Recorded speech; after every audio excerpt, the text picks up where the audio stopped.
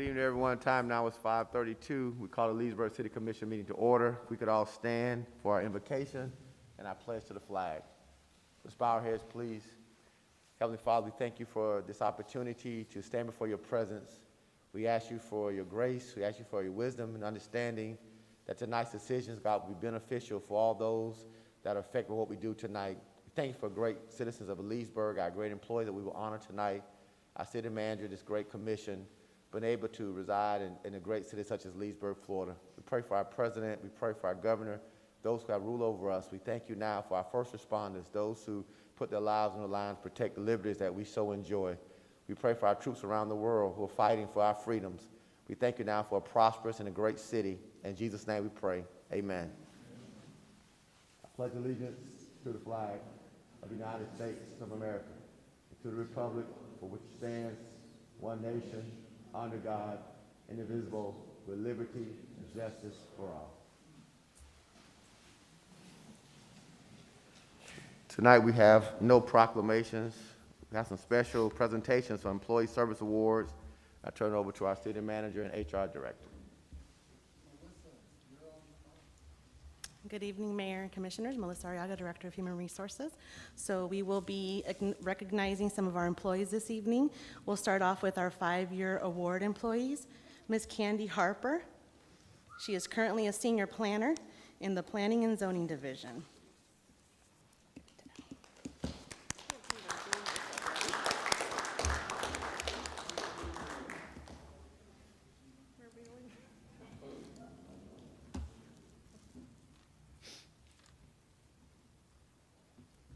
Congratulations. Our next award is for a 20-year award, Ms. Angie Smith. She has worked for the city for a total of 20 years and currently is a utility billing supervisor in customer service.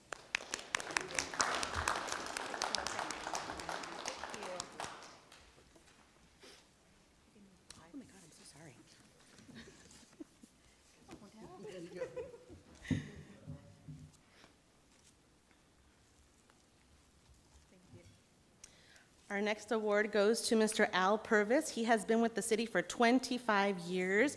He is a chief plant operator in our water treatment plant and public works.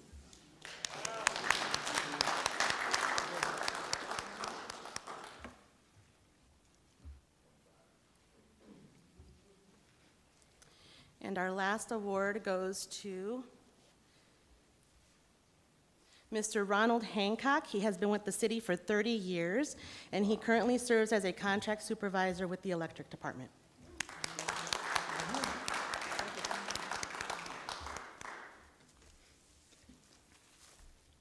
Congratulations.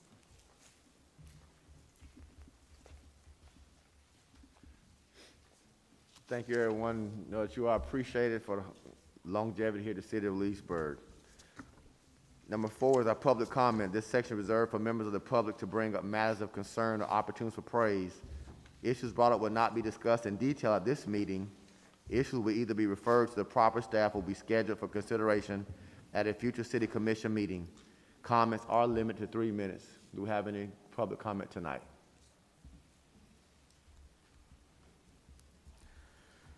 Good evening, Leesburg City Commissioners and citizens. I'm lay brother Stephen Gerard. My vacation address, of course, is 2928 Tangerine Court, Leesburg. I've given all of you an update sheet for yourselves. I won't go into detail too much with it. As I mentioned last time, I did go off to Washington, D.C. for the March for Life here in January. I really did that in honor of Nellie Gray. For those of you who don't know who Nellie Gray was, she was a Texas citizen who relocated to Washington, D.C. She was a conservative Democrat, and she was a Catholic, and she started the March for Life in Washington, D.C. way back in 1973, 1974. I was able to meet Nellie before she passed away, and she passed away in 2012. Nellie has seen the Life Peace Zone banner, and she was very pleased that citizens were coming forth with new constitutional opportunity. So this is a constitutional opportunity for the city of Leesburg. So look at what I've given you. You should know that I continue to present the Life, Peace, Home concept, not just to Leesburg. I hope to be at Fruitland Park this Thursday and Lady Lake next Monday. So they themselves will be hearing about this new possibility. What's important, if you check the back of your sheet, I leave a copy of a resolution in support of the unborn. The first city in the country was Roswell, New Mexico, that passed a resolution it was a sanctity of life resolution.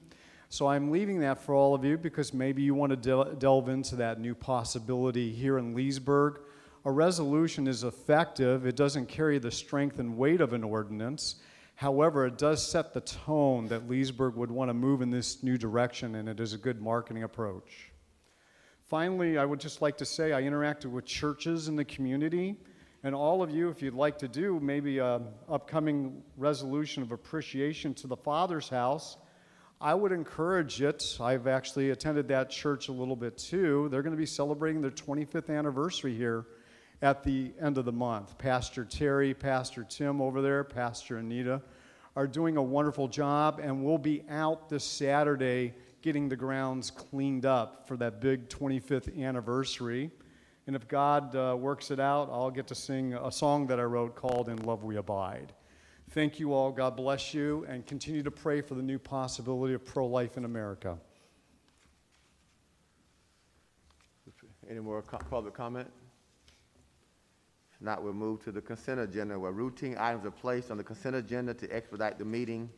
If commissioner staff wish to discuss any items, the procedure is as follows.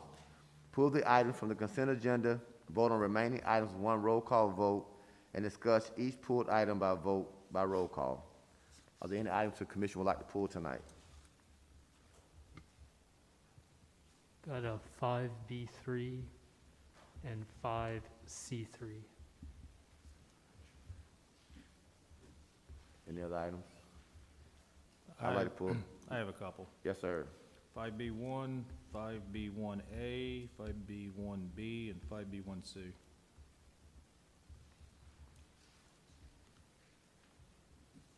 Okay, and I'd like to pull 5C2.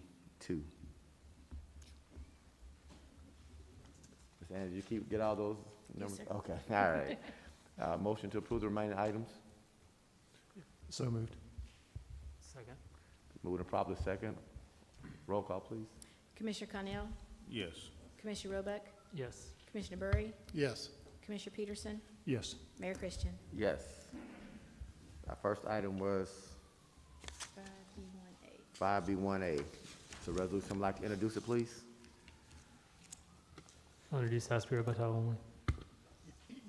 Resolution of the City Commission of the City of Leesburg, Florida, authorizing the mayor and city clerk to execute a professional services agreement with CPH Inc.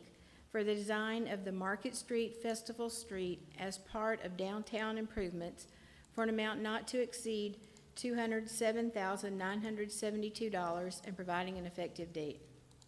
Do we have a motion? Move for approval. Second. Discussion. Mr. Cornell? Yes, I did speak to city manager this afternoon about some of these items, B1, A, B, and C. Not overly familiar with what we're actually proposing to do or what the actual benefit gain to the city is for this kind of money is tremendous. Just for a plan to put together, I would personally like to see more information of what we're even thinking we're going to accomplish by doing this and what the benefit to the city is to spend close to $500,000 just to put a plan together. And that obviously doesn't even cover the cost, or even start to cover the cost of what the improvements would be once we approve the plan. But to spend $500,000, I would want much more information and see what benefit it does for the city to make these improvements if we were to move forward. City manager? So to address that, I understand Commissioner's concerns. The only thing that I would insert in there is the consulting fees are not a plan per se. They're the design, they're the conceptual designs on the plans that we established in the master plan. So in summer 2019, this body worked on creating the downtown master plan. This body adopted that master plan in March of 20. Commissioners Burry and Connell were not on the commission at the time that we put the plan together and adopted it. So I understand there's maybe some unfamiliarity there. From that plan, it emphasized the Market Street concept, which was kind of the promenade that would go from the library to 7th Street, the concept of a gateway, a canal in Dixie, the concept of improving the Pine Street corridor. The plan also had other concepts like multi-use in promoting multi-use zoning issues in downtown, bringing multifamily dimensions to downtown, and a few others. So through that plan, we staged an incremental financial approach into it. We picked out what I would argue were the top 3 big items of the plan: the Market Street concept, the Pine Street concept, and the Dixie entryway concept. So to make it easier on the budget and keep our pay-as-you-go fashion, we incrementally moved away from step-by-step, moving away now from the plan to how to execute the plan. So design these concepts. So this fiscal year, we put the $500,000 in the CRA budget to cover the design and the engineering of the plan. And then as we do the design and the engineering of the plan, seek public input, time will pass, probably be looking at the fall when the actual designs are done, which will give us ability then to go back, decide whether we want to do the plan, which ones with the budget estimates that start coming from the plan. Depending on where we go with the plans, I would say Market Street could run you $2 to $4 million. The Dixie Canal, million-ish ballpark, and maybe the same as Pine. So our plan had been to put together design concepts, so they're funded this year, and as we get deeper into the design, then we'll have some better numbers to start budgeting and prioritizing which of these projects we can and can't do on that pay-as-you-go basis. With the pay-as-you-go basis, with the cash coming from either the reserves that we put together for the capital improvement projects, being some of the general fund cash, a certain amount, plus the fiber system sales. In that, what we call the CIP war chest, there's about $3 million left. And then the perpetual transfers from excess revenues in the gas and solid waste funds. So that's kind of how we put that together. So I know you've got 2 new commissioners, and you guys have stepped through it. So that was the concept. If the new, I would argue, if the new commissioners have issue or want to change direction, really now would be the time to do it. If you guys don't quite agree on the downtown plan, or you want me to push this off to give you opportunity to take a peek at the downtown plan, now would be the time. Or if you're relatively happy with the plan and you want to move forward, then I would recommend you vote on executing the contracts. I'm sorry. Yeah, go ahead, Jay. I'm just saying that's a lot of money to spend just to develop a plan and then not even knowing we're actually going to execute that plan. And like I said, just lack of knowledge on what we're trying to accomplish by doing this. I would have a hard time supporting spending that kind of money to put a plan together for a project. I'm not overly familiar with what we're doing, what we're trying to accomplish by doing it, and not even knowing if we had the plan done, if we're even going to move forward to do it. I respect Commissioner Cannell's comments entirely. He did miss out on the going through the plan, which we all went through and spent some time on a year ago. We put it on hold because of COVID I was actually curious when we were going to resurrect it again, so it was nice to see it in the agenda. Yeah, my reaction to this, is, I still support the downtown and the Pine Street. My thoughts are put the Canal Street Dixie on hold. I don't understand why we're doing that. To me, we ought to get our downtown right, then kind of come back and do more of the promotion. And then I had that thought before. I heard $1 million. So, that's just kind of my thoughts about spreading the money. Get downtown done, do Pine Street. And the other comment I would say is I read in the contract that the concept there is basically similar to what we did at Main Street and 27. So it is kind of hard to understand how it could get so expensive when we're basically duplicating what we did there. So those are my thoughts. Yeah, and just on that note, our rough estimates are about the same. Main 27 and 441 was about $750,000, $800,000 project. And I guess what I meant by my comment was, if we paid for it there, it seems like we could almost, to some degree, use that information and come back and do it at South Canal and Dixie. That's where we're getting the information from. Okay. And we're still going to pay $121,000.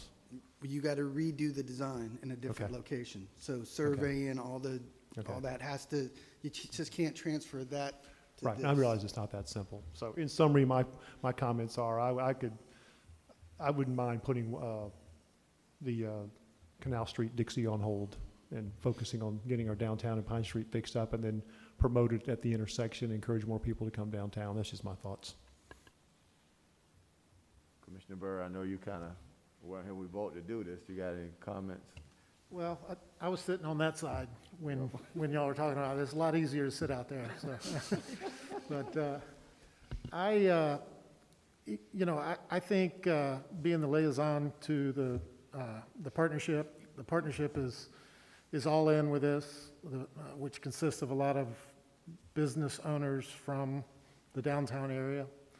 I know that other areas of the city sometimes think they're a little underserved when we're spending so much money concentrated in just the downtown area, and I think that's something we got to think about a little bit.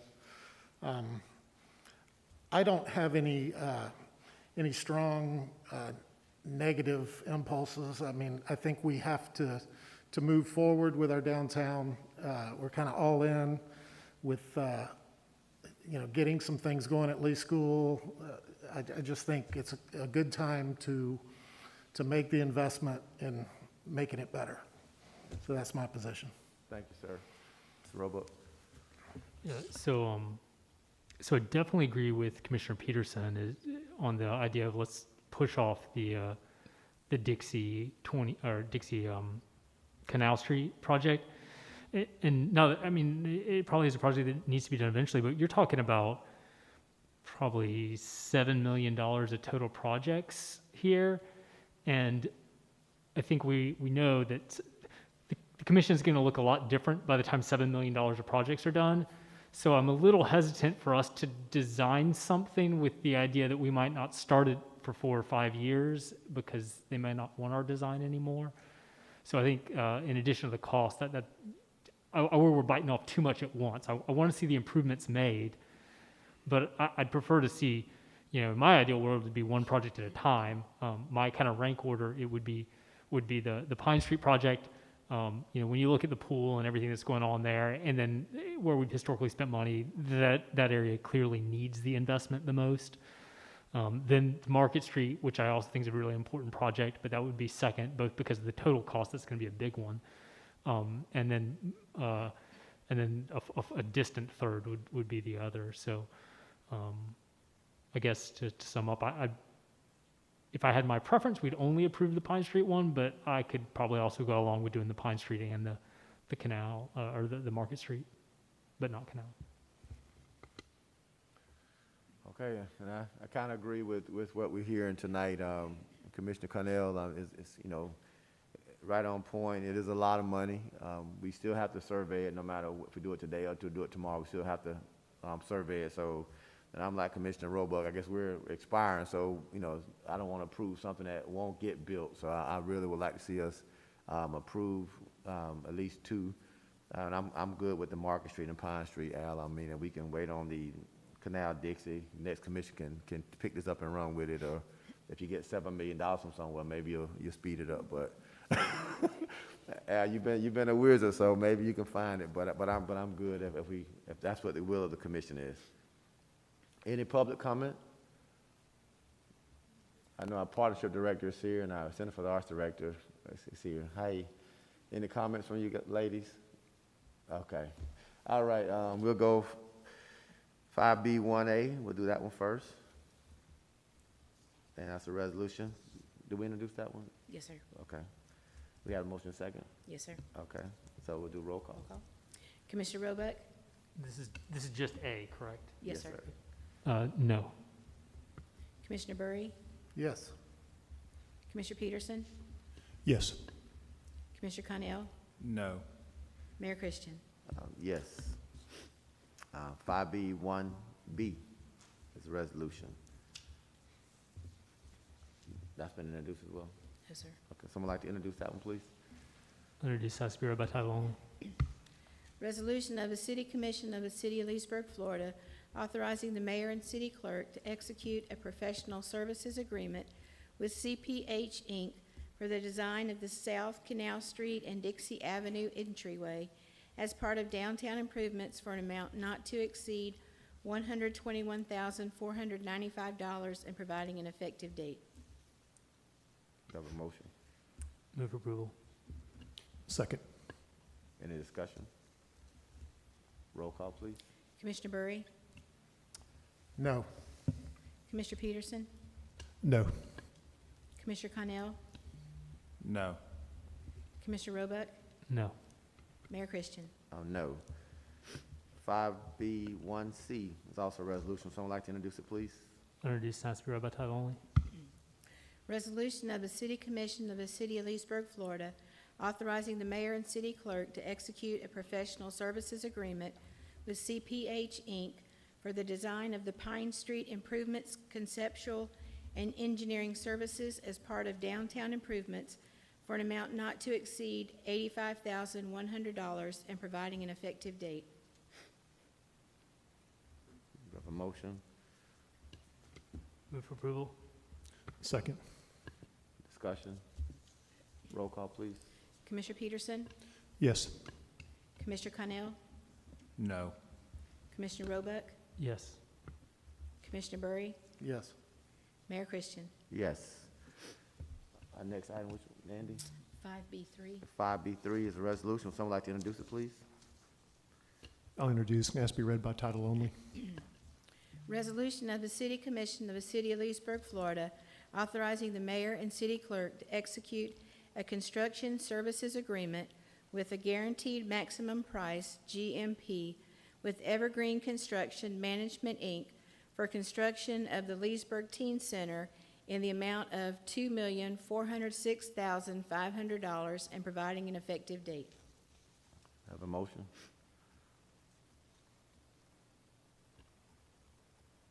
Yes, so moved. Have a second? Second. Move to second, discussion? So I pulled this because Evergreen's a customer and I need to abstain. Thank you, sir. Any other comment from the commission? I guess, well, first of all, a question. It's obviously a big number. I don't recall us bidding this out. Did we bid this one out? We did this, yes. Yes, we bid this out through the construction manager at risk process. And Evergreen won that RFQ. Okay. And I think we set a target budget around 3 million. Brandy, what was, that number was 3 million. 2.9. Yeah. 2,961. 2.9. So it was actually, we're about 400 grand under our estimated budget. Yeah, and my only comment is, I mean, obviously I've been a supporter of this from the beginning. I am big-eyed at how this can cost $240 a square foot. I just had to get that on the record. It just seems high to me. It's not high right now. Maybe it was high a couple of years ago, but I don't know that you could build a house for that. Okay, I respect that. Unfortunately. Yeah, those who no, are I mean, I building- understand construction materials are sky high, economy's good. Okay, I'm good. Any public comment? Okay. Roll call, please. Commissioner Connell, Yes. Commissioner Burry, Yes.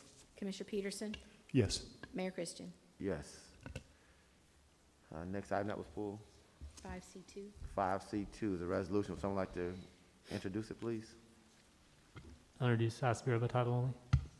Resolution of the City Commission of the City of Leesburg, Florida, authorizing the mayor and city clerk to execute an amendment to amended and restated ground lease between the City of Leesburg and the Venetian Gardens Site Holdings LLC and providing an effective date. Have a motion? Move for approval. Second. Any discussion? I think I pulled this one, and I read Al's correspondence, and I guess my only concern is, we get to September and nothing's being done. It's kind of like we just wasted 5 or 6 months. So anything we can do in the interim so we don't lose 5 or 6 months? I think it's just a gamble that comes with the decision.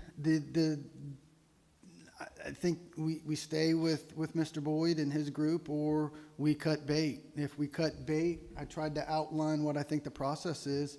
And I think you're probably looking at 2 or 3 years from today before you might even get to a groundbreaking, because you're looking at another RFQ to find a partner. You're looking at negotiating that contract. Then you're looking at that person's design, that person's permitting. So I think that's reasonably 24 to 30 months before they get to construction. And then you're 9 months for construction. So I think you're easily looking at 24, 25 before you get the restaurant on the basin. With Mr. Boyd, I think there are some legitimate delays in there with COVID. And there are some issues, I think, in their partnership. I think Mr. Boyd has straightened all that out. And so basically, if in total, you're only talking about really 10-month delay with the contract roughly called for construction start in November. So if he gets it actually started by September, he hopes to get it started by June. There's risk there, yes. We've mitigated that risk by a date certain now. That's not arguable. It's September 1. It needs to be started. There's risk there. I think you need to take it, or we'll still be sitting here 2 years from now with nothing going on. So I think it's the risk the commission needs to take. Is there anything we can do as a city to assist them to make sure that it is done? The most that we can do at this stage is get them through their local permitting process, our permitting process, and help them with utility relocates and get their site prepped. We already did that. And so they're ready to plug in, they're ready to start. Their permits are either sitting on Ann's desk or ready to be approved. So from our part, Thad's sitting here in the audience. If you want to ask him some questions, he'll be happy to answer. But bottom line is, I think I can speak for him. He's ready to put the shovel in the ground and just needs a few weeks to get it started, and very optimistic at this stage that he's ready to go. So I won't deny there's not a risk, but I think it's the one that we need to take, and hopefully Mr. Boyd will deliver.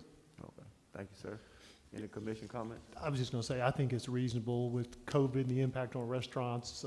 Being a former banker, I can understand the difficulties. I would say it's probably impossible to have gotten a loan on a restaurant in the last 6 to 9 months. So, I'm fine with it.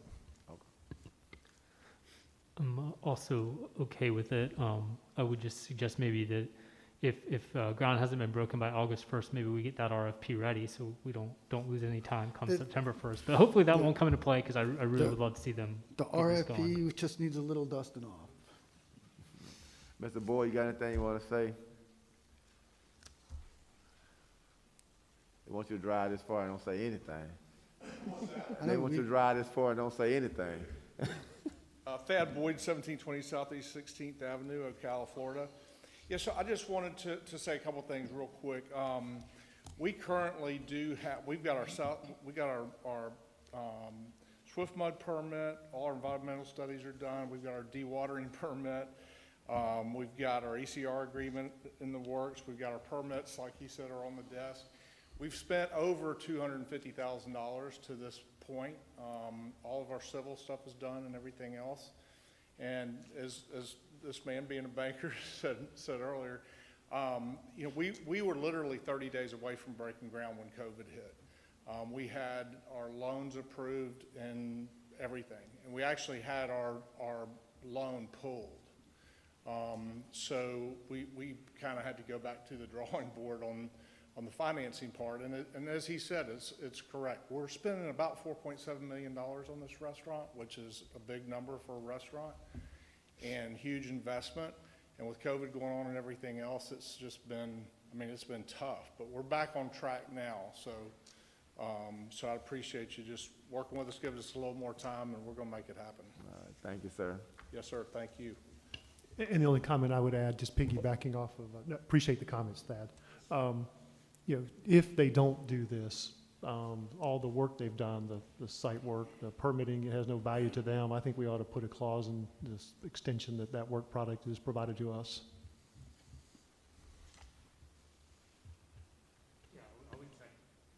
I would second that. I mean, it has no value to them if they walk Yeah. on the lease. Yeah, so you may want to make that amendment in a motion. That Okay. clause is not in the amendment, so Okay. you would want to say their work and design is proprietary, and Fred will add that in there. Okay. Do you want me to make them? Yeah, So- actually, you may want to okay. make an amendment to the motion. So I'm making a motion that we make an amendment to this addendum or extension of the lease, that the tenant will provide us with all work product if they terminate the lease. Second. Any discussion? The comments from the public? Okay, we'll vote on the amendment. Roll call, please. Commissioner Roebuck, Yes. Commissioner Burry, Yes. Commissioner Peterson, Yes. Commissioner Connell, Yes. Mayor Christian. Yes. Now we'll vote on the main motion. Roll call, please. Commissioner Burry, Yes. Commissioner Peterson, Yes. Commissioner Connell, Yes. Commissioner Roebuck, Yes. Mayor Christian. Yes. 5-3 wasn't pulled, was it? Yes, sir, it was. Okay. 5-3 is a resolution. Someone like to introduce it, please? I'll introduce House by title only. Resolution of the City Commission of the City of Leesburg, Florida, authorizing the mayor and city clerk to execute an impact fee credit agreement between the City of Leesburg and Bentley Ridge Holdings LLC and providing an effective date. Have a motion. Motion to approve. Thank you. Second. Second. Discussion. Yeah, so I pulled this. I don't think we should be giving this impact fee credit. It wasn't, you know, this project wasn't contingent on this. They just came back in the middle of it and asked for it. I know we can give it to them, but, you know, to me, that's, you know, what we're talking about, is it 190 grand? Right? $190,000 that we're just giving away for no reason. And on top of that, this particular developer has stiffed a bunch of local subcontractors on this job and some others. And so I'm not looking to do them any favors, but frankly, I wouldn't be looking to do anyone a favor in the middle. It's just, you know, they had an agreement to build this and then come in the middle and say, hey, give us 200 grand. I don't see why we would do that. I also had a question, kind of the way it looked like, we're going to have to upgrade our lift station if they don't upgrade theirs. Is that correct? Eventually is the answer. We do anticipate growth in that Newell Hill, Bentley area. If that growth comes, yes, we will need to upgrade our existing lift station. Our existing lift station can handle what's there. So what's happened with this project was the city laid out to the former Bentley Ridge developers the requirement to build the extra capacity and upgrade the lift station. So they got halfway through that process, Right. and then everything stopped. So to help get that moving again, the new owners came to us, well, can you help us with this? To encourage that start of that abandoned development, we said, we'll recommend it to the commission. So yes, Commissioner Roebuck's right, you're giving up about $200,000. What justifies it potentially is you encourage the redevelopment of a stalled subdivision and B, you save us from a potential couple $100,000 repair. So however that development of that listing, we might be able to shift it to other development like we did in this case, but this does assure that we don't have to make those improvements, and it helps the stalled development get moving.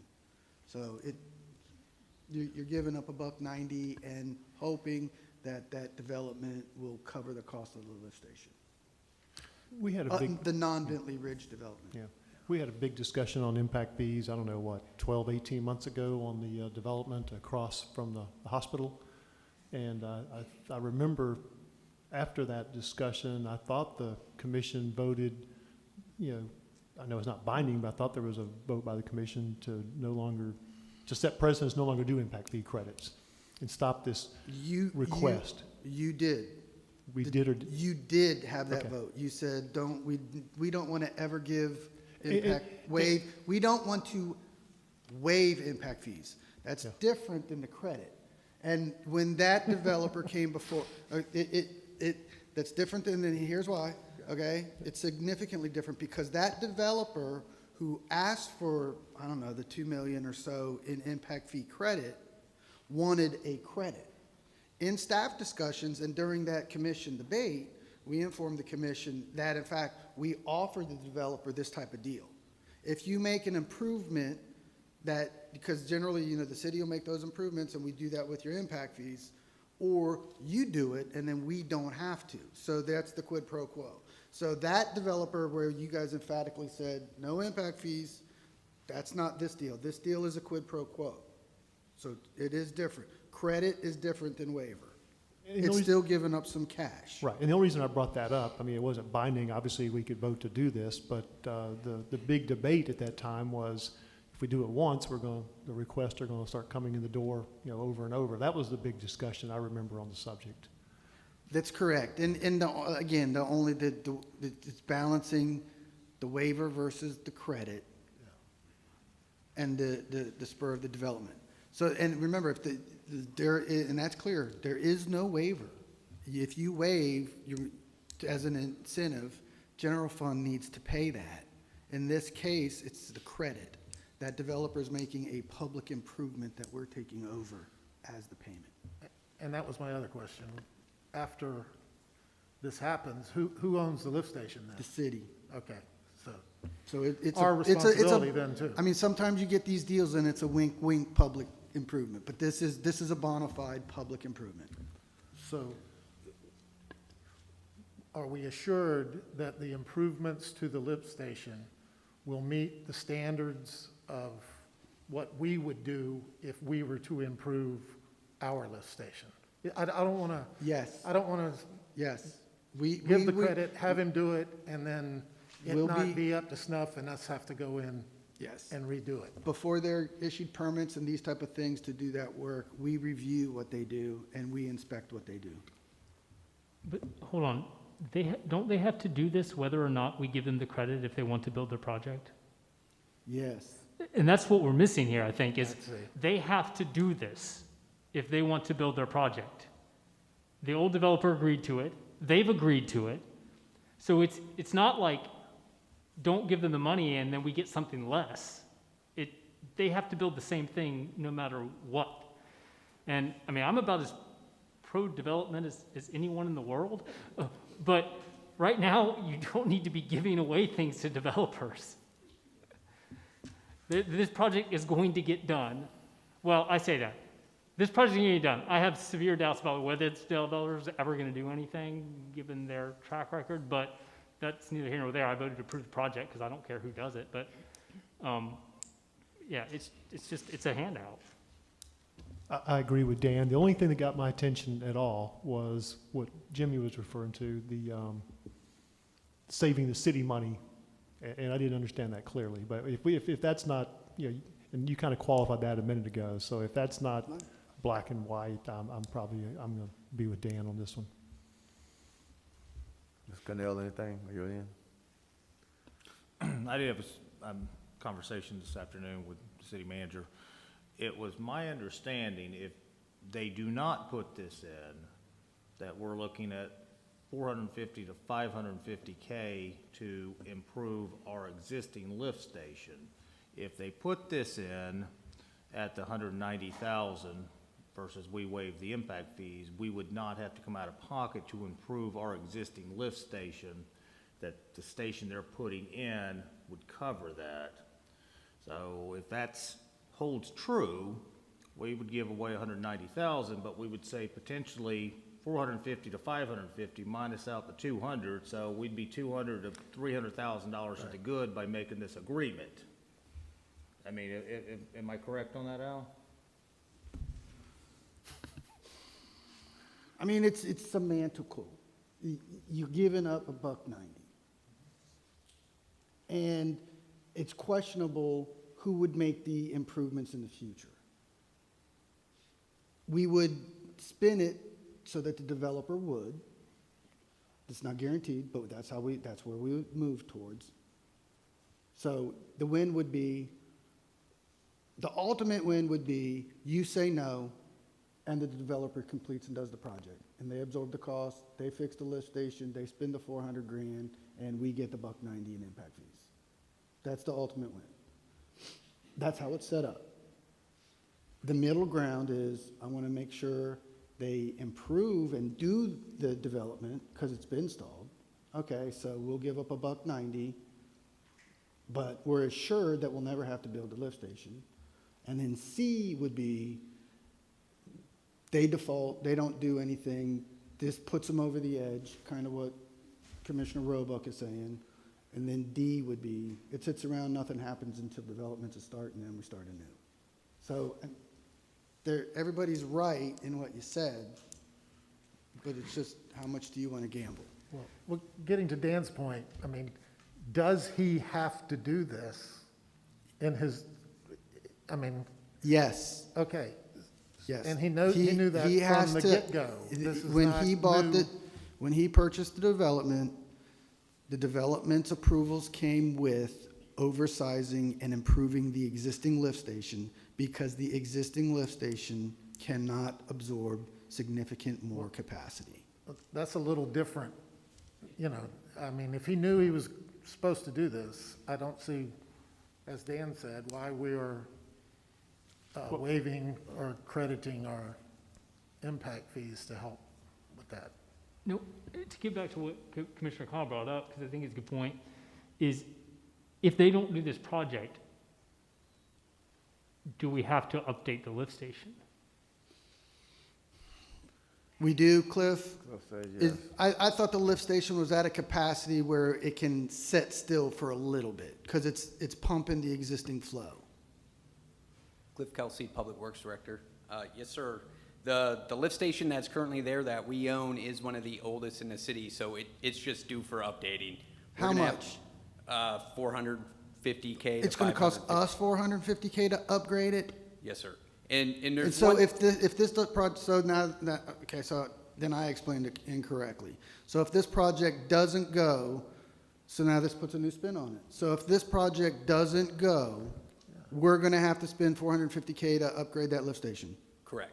And there's another option that we didn't discuss. The The developer we could- probably should table this so Cliff and I get straight. Not that that's not bad. Because Because there's another Because I think option. where you're headed is a deviation between upgrading it to assumed capacity and upgrading it to a capacity that gets by to where development comes in. So that might not be 400 for us. We might only be talking, it might only take 100 to change out the pumps and keep the existing flow coming, and then we can shift the burden of that development to somebody else. So why don't we table this? Let us get a better report and figure that out.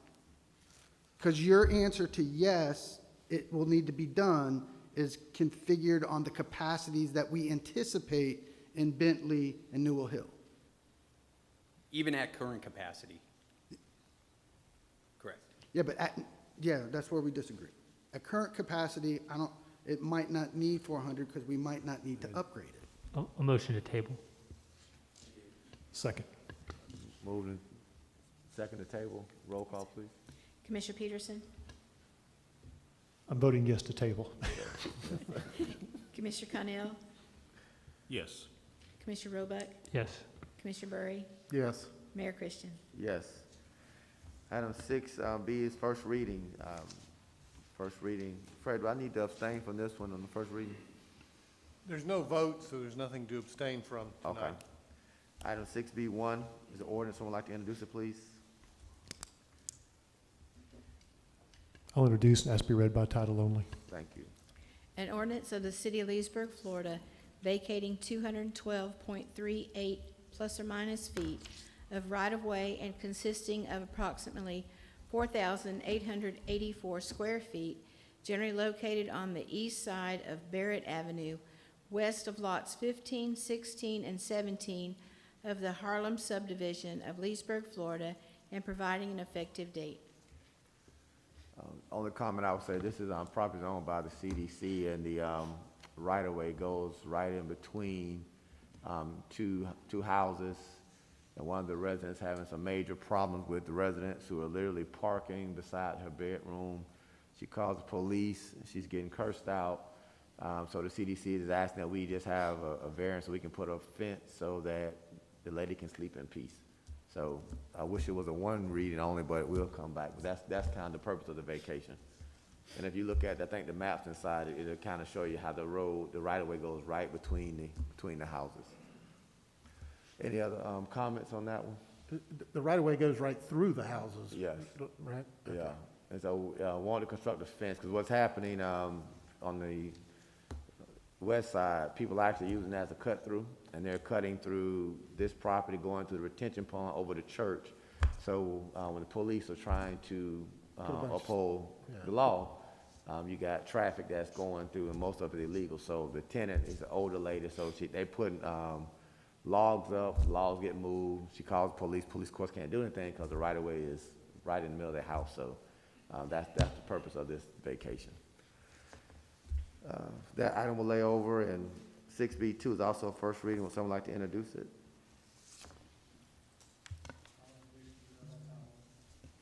An ordinance of the City of Leesburg, Florida, modifying the conditions of approval for a SPUD, small plan unit development, zoning on approximately .21 acres for property generally located south of West Main Street and east of South Moss Street, as legally described in Section 27, Township 19 South, Range 24 East, Lake County, Florida, and providing an effective date. Any discussion on this item? The applicant is here, Mr. Senate. Anything you want to say to us?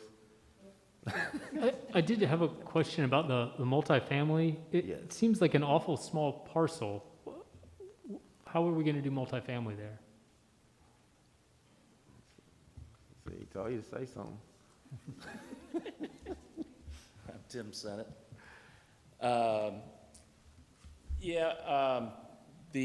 Right now, it probably wouldn't work out, but we wanted to put in there just in case we wanted to do, a duplex or something like that. I mean, it's the size of all those lots on Main Street.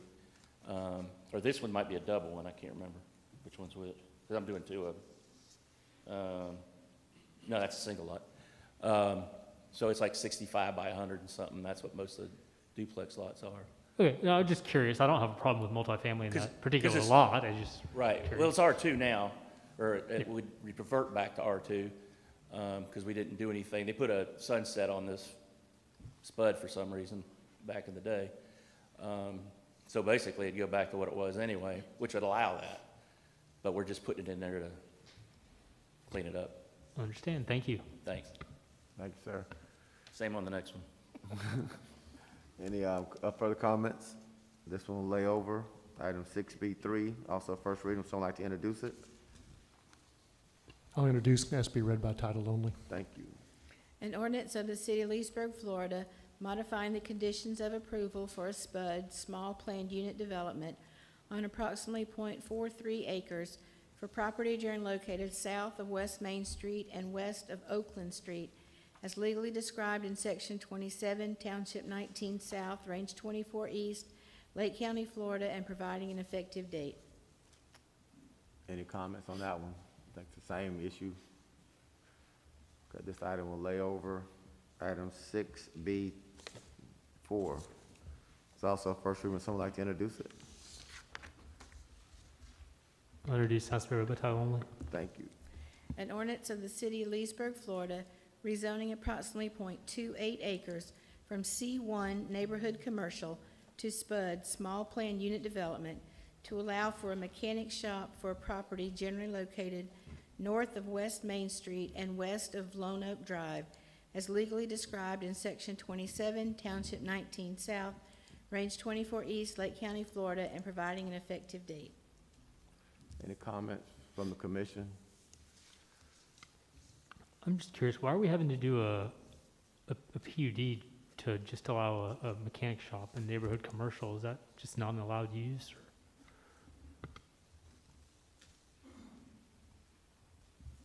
Dan Miller, Planning and Zoning.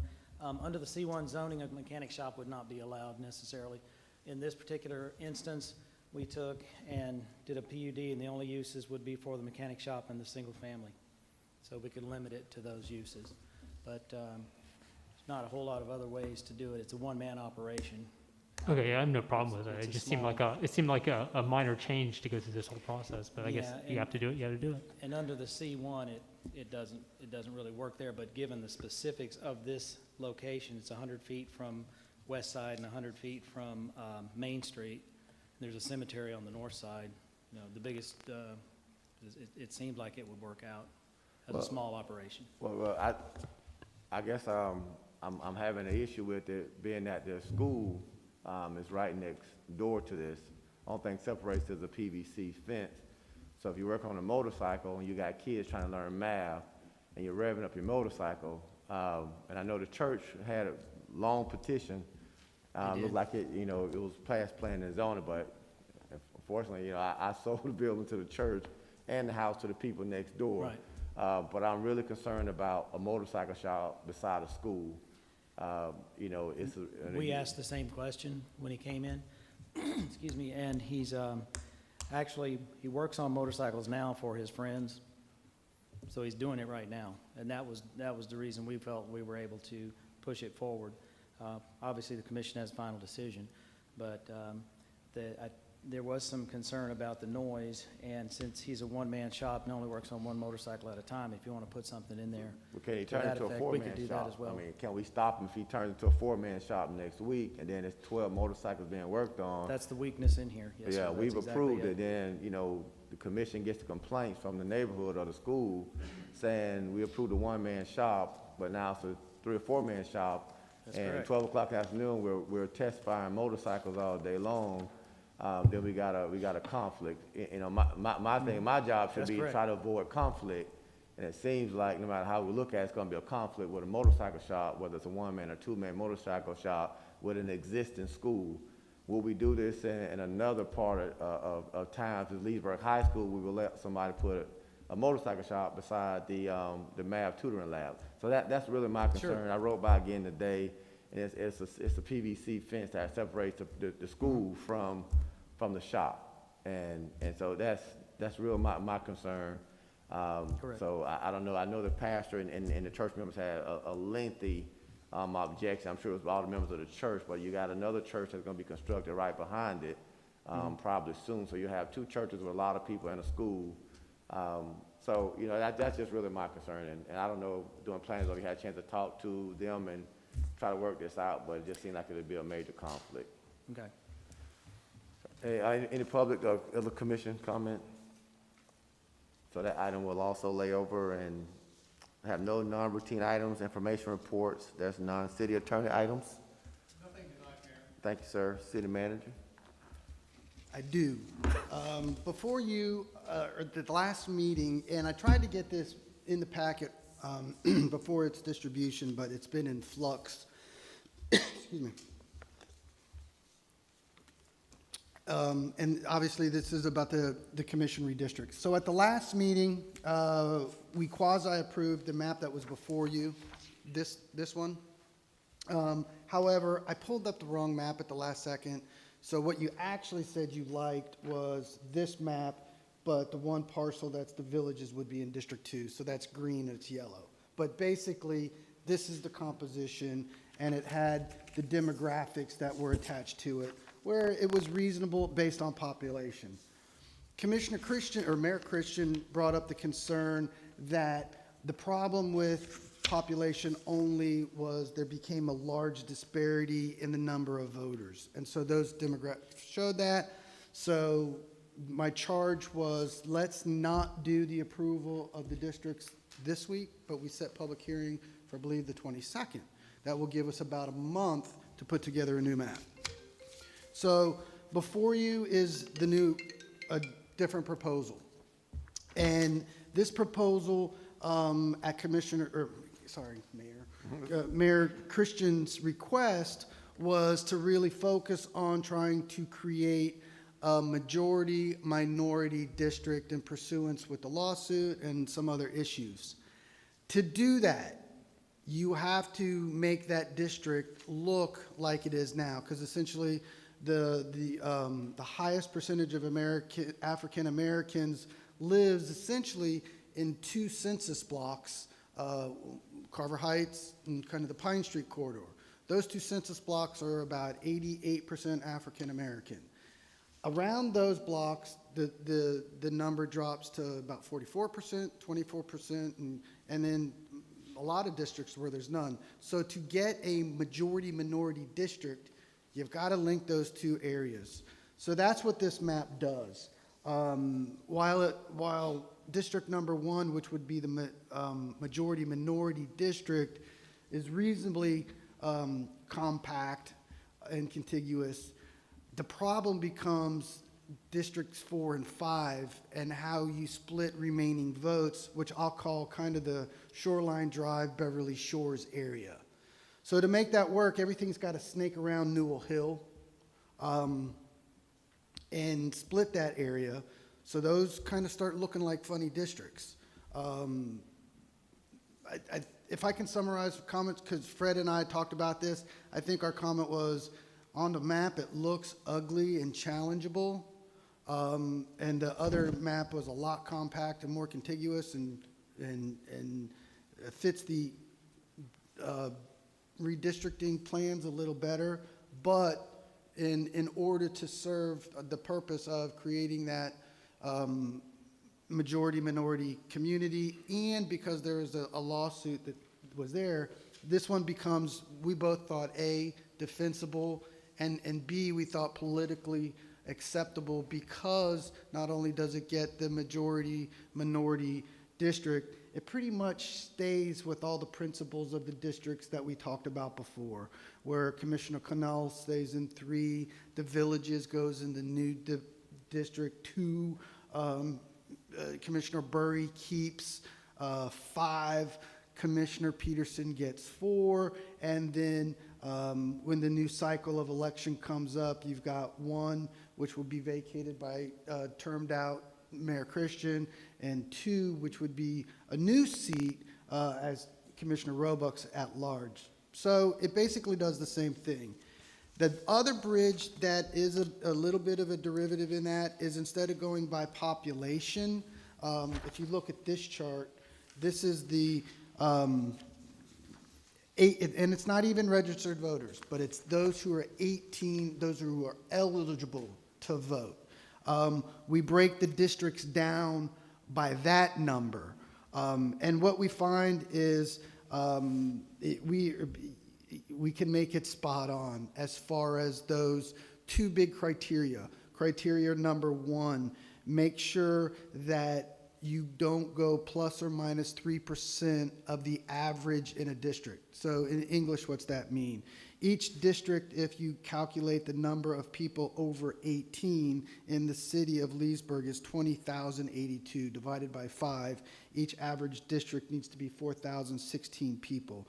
And so the proposal before you, you have districts 1 of 39 people, 2, 4,036, 3, 4,025, 4, 4,035, and 5, 4,047.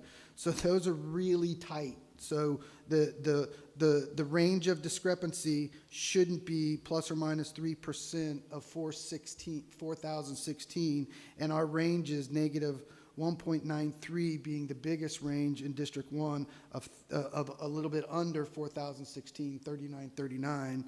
And the worst high range is 0.76% District 5, which is 4,047 versus 4,016. Then the next barometer is your range of disparity shouldn't be greater than 8 to 10%. And so our range of negative 1.3 to 0.76% is actually 2.7%. So when you break the districts down based on that demographic of eligible voters, 18 and over, you accomplish what you want, but you do get a little bit of snaky districts, which we think are defendable. Well, shot, you got 4,000 people in every district. Close to it. You can, I'm just shocked we you can, somebody to do it. we can probably tweak District 1 again. District 1, again, you know, it mirrors it pretty similar to what it was. I think there's a leg in it right now that's part of District 2.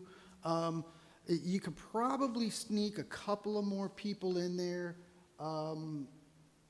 Because, you know, we punch across the boulevard to get that triangle kind of from where Holiday Marine is to where Bentley Boulevard hits 441. You can probably grab a couple of more houses that are up in that area. The reason that I trimmed it back, though, was I wanted to give District 4 a little more diversity, and I didn't want to pinch Districts 4 and 5 too much more. So I peeled a couple of those houses off. We can stick them back in. I don't think Fred's going to squawk too much about whether that orange bump comes out because the green, red, and orange already kind of looks bad. So if you want to throw a couple of more houses. But we do need to be very careful because District 1, as it is, it's right on 50%. So to not change that number, we'd have to probably physically go out and look to make sure that it would be African-American families. And then I think to do that, then you're starting to just chop through a neighborhood. And even though we snake through there, we still divide neighborhoods reasonably nicely. So I wouldn't advise it. I would leave it just the way it is. Just curious, because it may become an issue in the future with growth. Is the consent decree, is it majority African American or majority minority? It's majority minority. It's majority minority in the consent. It recognizes that the old way of doing business with the districts blocked out African American voter concentration. That 5 districts did not help represent minority African American issues. That's what it specifically said. So when we created the majority minority district at that time frame, what the consent decree then goes on to say is you cannot digress from that. It didn't say you have to have a minority majority district. It says you constantly have to watch your districts and you constantly have to create a district where African American vote is not diluted. Now that doesn't necessarily mean do a minority majority. I think the decree probably says it without saying it, but I think then now I would turn to Fred to argue where you go forward. But I think, you know, if you go create a minority, if you go create a district that doesn't have a majority minority in it, it needs to reflect the districts as a whole, right? Your citywide demographics. But then I think also you're going to teeter with a challenge of that. So it doesn't say it, but I think you're better off to do it. I think we accomplish it in this case, and I think as the villages develops, you'll probably always be able to create a minority majority district. And I think as the villages comes in, probably getting there becomes easier. Okay, yeah, and I fully agree that that's kind of what the spirit of it was, whether it says it or not. What the intent was to create that. So I'm okay with it. I was just curious as the city grows and the districts get bigger and bigger, like how do you deal with that? But that's not for us to have to deal with. Yeah, I think as the city grows, what happens is there's more districts in the south that are smaller, and the districts in core Leesburg get bigger. I'm talking not numbers-wise, but land, you know what I'm saying, land-wise. Okay, I think everybody's good. You So good, Mr. Cornell? if everybody's good with this, we'll go, we probably need to nip and tuck it a little bit more. We will get it up on the website so that the public can see it. We'll make a little special page for it. And then I'll have a PowerPoint at the meeting on the 22nd where I can show the map to the public. And if the public has any questions on the redistricting plan in the interim, they can see my office and I'll get you a copy of the maps. That's it for you? That's it. That's it, wow, okay. Roll call, please. Commissioner Burry?